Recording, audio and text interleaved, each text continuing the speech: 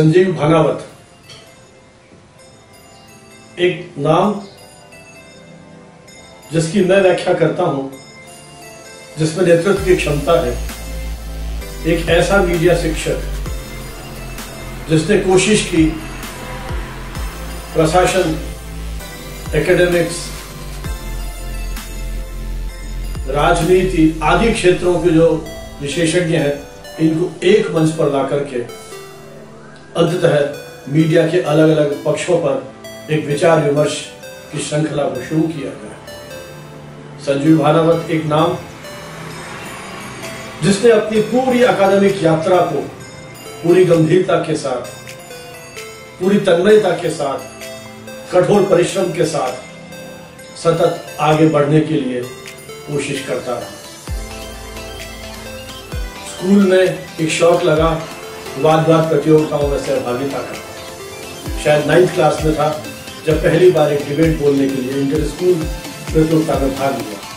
फिर कॉलेज में आए और वहां हमारे इन अभिरुचियों को और अधिक विस्तार मिलने लगा। राजस्थान यूनिवर्सिटी के बारादास कॉलेज में मासिक पत्रिका मरकरी के छात्र संपादक के रूप में 1 वर्ष तक काम किया। वहां के हिंदी साहित्य परिषद के सचिव के रूप में साहित्यिक गतिविधियों को संचालित किया, आयोजित किया। फिर फैकल्टी चेंज कर राजस्थान कॉलेज में आया, वहां एमपी का चुनाव लड़ा। कहने का मतलब ये कि जीवन के युवा काल के जो अलग अलग क्षेत्र हैं, चाहे वो पत्रकारिता से जुड़ा हुआ, सरिता मुक्ताज दिल्ली प्रेस की पत्रिकाएं, इनका विश्वविद्यालय का संवाददाता भी रहा। स्थानीय पत्रिकाओं में लिखने का सिलसिला शुरू हो गया। 1974 जब 10वीं क्लास में था, तभी आकाशवाणी में युववाणी कार्यक्रम में वार्ताओं या वार्ताकार के रूप में मेरी यात्रा शुरू होती है। तो कहने का मतलब यह है कि साहित्यिक सांस्कृतिक गतिविधियों में सक्रिय रूप से मेरी सहभागिता रही। थिएटर किया, मणिमद्रकर का दुलारी बाई, भारत रत्न भार्गव का शास्त्र देखो शास्त्र, बादल सरकार का अबू हसन, डॉक्टर हरिराम आचार्य का ये पत्ते तूफान के, और संस्कृत नाटक विवेकानंद विजयम सहित छोटे छोटे स्किट्स और मूकाभिनय में सहभागिता करते रहे। और न सिर्फ प्रदेश के बल्कि देश के अलग अलग विश्वविद्यालयों में युवा समारोह में जाने का मौका मिलता रहा। और इसी सारी यात्रा के दौरान एक मन में संकल्प लिया कि शिक्षा से जुड़ना है, क्योंकि संयोगवश मेरे पिताजी डॉक्टर नरेंद्र भानावत वो भी राजस्थान यूनिवर्सिटी में प्रोफेसर रहे, और मेरी माता डॉक्टर प्रशांता भानावत वो जयपुर के एक वीर बालिका कॉलेज में प्रिंसिपल के रूप में काम करती है। तो वो जो मुझे एक विरासत में मिला, एक शैक्षणिक माहौल, उसी में मैंने अपने आप को विकसित किया और स्वयं को एक शिक्षक के रूप में ही योग्य पाया। उस सपने को पूरा करने के लिए मेरा अकादमिक और अन्य क्षेत्रों से रुझान बढ़ता रहा, और अंततः 1982 में मुझे राजस्थान विश्वविद्यालय में जो पत्राचार अध्ययन संस्थान था, वहां कार्य करने का मौका मिला।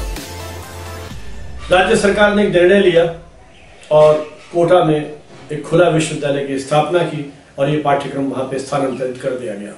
हम लोग राजस्थान यूनिवर्सिटी में ही रह गए, और यूनिवर्सिटी ने मुझे दायित्व दिया पत्रकारिता के नियमित पाठ्यक्रम शुरू करने का। और यहां से मेरी चुनौती प्रारंभ होती है, जब मुझे कहा गया कि पत्रकारिता का 1 वर्ष का पीजी डिप्लोमा पाठ्यक्रम शुरू करना है। एक कमरा जिसमें ना टेबल ना चेयर, एक खाली कमरा। जब मैं कमरे में जाकर के देखता हूं तो मन में एक विचार आया, कैसे यात्रा शुरू होगी? कुछ भी तो नहीं है, ना विभाग का बैंक अकाउंट है, ना स्टाफ है। मेरा ही एक सहपाठी, उससे मैंने अनुरोध किया कि आप ऑफिस का भार संभालिए। वो यूनिवर्सिटी में ही नॉन टीचिंग स्टाफ में कार्य करते थे हनुमान से। उनको मैंने साथ में लिया, और एक पास में डिपार्टमेंट था प्रौढ़ एवं सतत शिक्षा विभाग, जो आजकल लॉन्ग लाइफ लर्निंग डिपार्टमेंट के नाम से जाना जाता है। वहां से 2 चेयर और एक टेबल उधार ली, और वहां से अपनी यात्रा की पीजी डिप्लोमा के साथ। उस समय देश में केवल 19 विश्वविद्यालयों में पत्रकारिता का अध्ययन अध्यापन होता था। फिर देखिए, हमारे उस संघर्ष का ये परिणाम था कि 1 साल बाद उसको हमने बैचलर्स डिग्री में कन्वर्ट किया, और सन 2000 में 1 दशक के अंदर मास्टर्स डिग्री और पीएचडी का प्रोग्राम।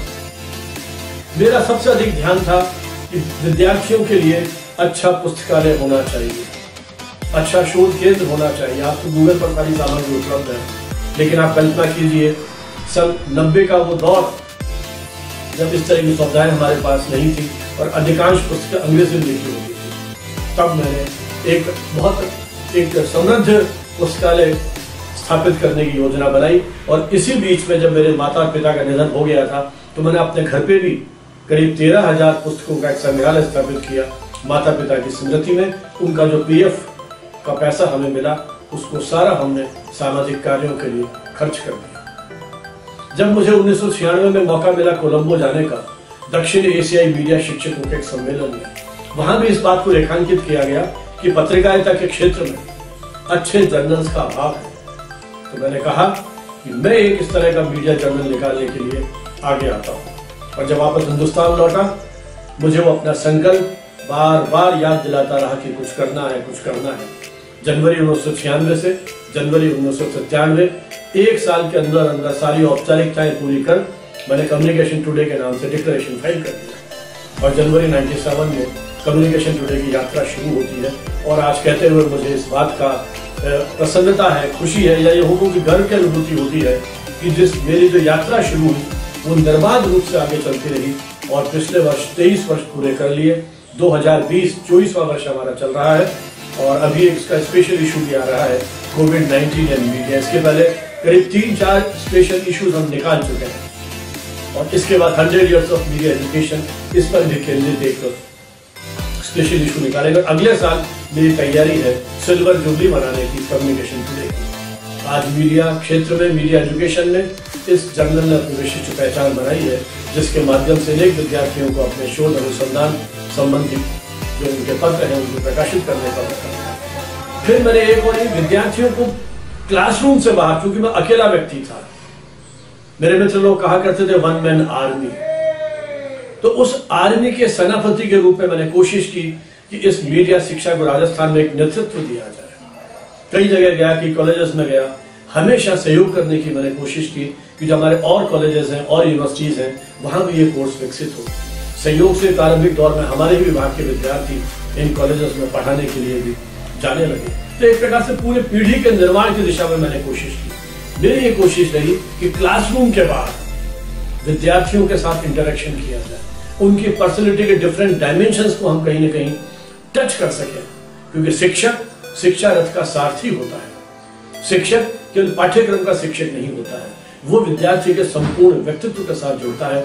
और मेरी भी ये कोशिश रही और मुझे खुशी है कि मैंने अपने 4 दशक के शैक्षिक करियर में विद्यार्थियों के साथ बिल्कुल विद्यार्थी बनके या बच्चा बनकर के उनके साथ उनके व्यक्तित्व के विकास को एक कहीं एक उसको गति देने की कोशिश की, उसको स्वरूप देने की कोशिश की। और इसके लिए मैंने अपने कार्यकाल के अंदर शताधिक इस तरह के सेमिनार्स और कार्यशालाओं का आयोजन किया। अखिल भारतीय स्तर पर मीडिया शिक्षकों के 3 सम्मेलन, जिसमें देश के अनेक राज्यों से युवा मीडिया शिक्षकों के साथ साथ प्रोफेशनल भी आए और हमारे वरिष्ठ शिक्षक साथी भी आए। कोशिश की सारे मीडिया शिक्षक एक मंच पर आकर के प्रतिवर्ष मिले, संवाद की श्रृंखला शुरू करें। उसे पत्रों को पुस्तकाकार रूप में भी हमने प्रकाशित किया है। तो कहने का मतलब यह है कि इन अकादमिक सेमिनारों के माध्यम से विद्यार्थियों को एक मंच दिया, एंकरिंग का मंच उनको दिया, उन विद्यार्थियों को मोटिवेट किया कि आप पेपर पढ़िए। युवा पीढ़ी क्या सोचती है, जब वो वरिष्ठ लोगों से इंटरेक्ट करते हैं तो उनको कॉन्सेप्ट क्लियर होते हैं।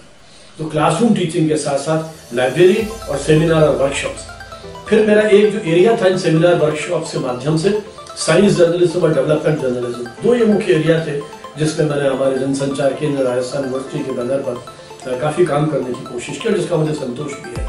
Department of science and technology, इनके साथ हमने वैज्ञानिक चेतना जगाने के लिए और जर्नलिज्म के कोर्सेज के साथ एक ऑप्शनल पेपर के रूप में साइंस जर्नलिज्म को जोड़ा जाए, उसके लिए हमने 3-3 दिन के 2 इस तरह के राष्ट्रीय सेमिनार आयोजित किए थे और काफी हमें सफलता मिली। आज देश के अनेक यूनिवर्सिटीज में इस तरह के कोर्सेज चल रहे हैं। देश की अनेक स्थानों पर मुझे जाने का मौका मिला, कभी सेमिनार्स के लिए, कभी और दूसरे जो एकेडमिक असाइनमेंट्स है। तो इस कारण से मेरा जो एक व्यापक अनुभव मुझे हुआ, देश के अलग अलग अंचलों में किस तरह से काम किया जा रहा है, वहाँ किस तरह का अध्ययन अध्यापन हो रहा है, इसलिए विद्यार्थियों के साथ भी वहाँ क्लासेस में जाकर के मेरा संवाद करने का मौका लगा। यही कारण है कि मेरा विद्यार्थियों का समुदाय सिर्फ जयपुर तक सीमित नहीं है।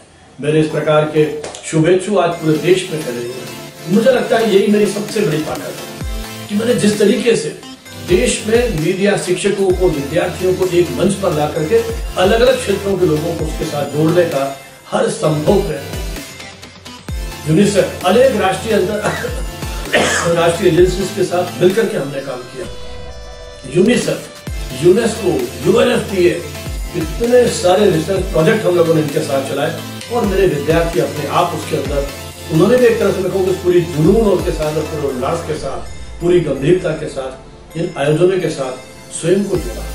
तो कुल मिलाकर के जो वन मैन आर्मी की बात कही जाती है, मुझे लगता है कि मैंने एक टीम तैयार की है। अकेला व्यक्ति सब कुछ नहीं कर सकता, लेकिन उस टीम को बनाया जब मैंने विभाग में ये महसूस किया कि पाठ्य सामग्री नहीं है, 10 किताबों की एक श्रृंखला निकाली ताकि विद्यार्थियों को पाठ्यक्रम के उपयोगी इस तरह की भारतीय परिप्रेक्ष्य में लिखी हुई सामग्री मिल सके।